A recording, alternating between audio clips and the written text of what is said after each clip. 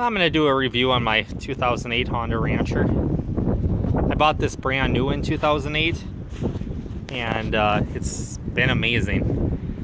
Let's see here. This is actually our family's fourth four-wheeler.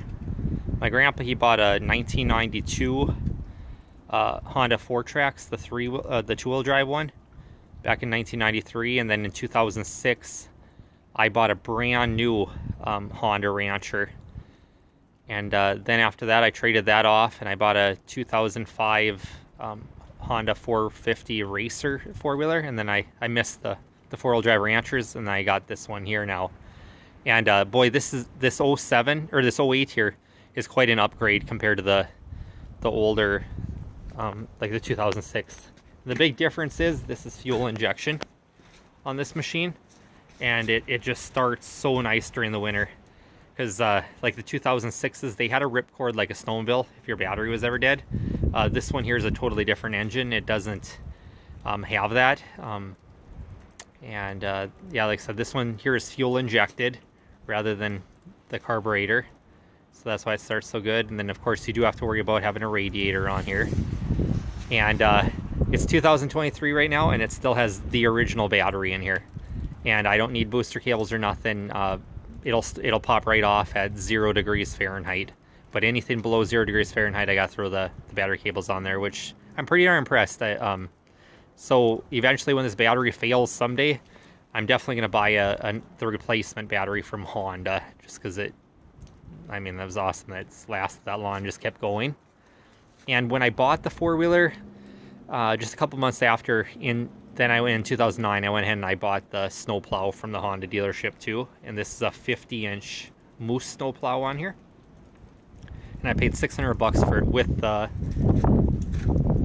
cam handle on there to lift it up. I was too cheap to spend the $200 at the time to buy a winch for it. So, and I've only had one problem with this four-wheeler in all these years. In 2015, on like really hot days when I was running it hard, going 55 miles an hour down the gravel roads, it would go into derate mode where it just barely crawl itself along, so I'd have to downshift to lower gear, and then pretty soon I'd be down to first gear and it would just barely be dragging itself along.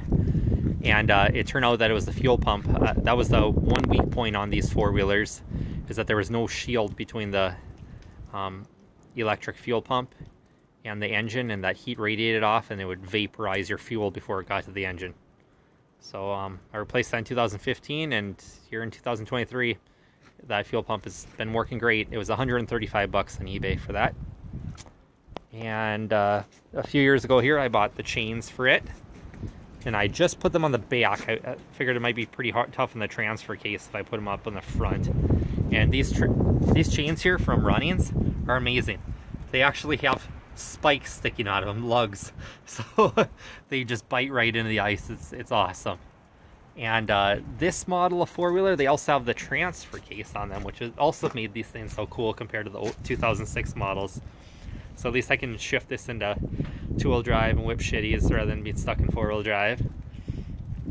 And yeah, this thing's got tons of power compared to the 2006 Honda Ranchers, because this one here is a 420cc is what it's advertised as, and the 2006 Ranchers were advertised as 350cc engines, but they really were only like 329cc's.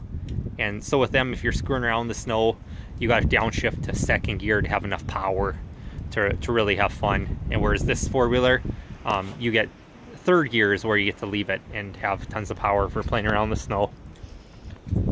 And what else? One of my buddies, he had one like this too. He did put the chains on the front, but he said that they slap or whatever, and they catch on your snowplow blade, and then it rips them off, and you lose them, and you didn't realize it.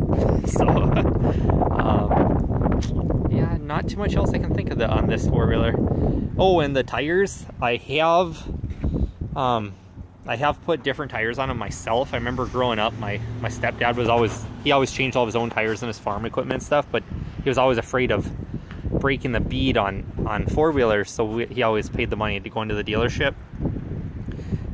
It's not that bad. Like when you buy the tires, the sidewalls look so thick and they feel thick, and I took my tire irons on them and I got them on. It wasn't bad, and I didn't worry about tearing a bead on them. So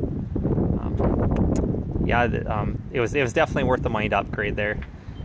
Like I said, that 2006 there, I'd always have to put like the big diesel heater on, try and get started, and just about melting plastic. So yeah, if you're gonna buy a Honda four-wheeler, get one that has the fuel injection engine on it. They're just amazing, and not too much else on it. Like I said, I'm really happy with my purchase. I'm sure this will last me the rest of my life, because my grandpa's 1992 Honda 300 two-wheel drive 4-tracks four-wheeler for working on the farm, he didn't do an oil change for 10 years and the thing was still running good.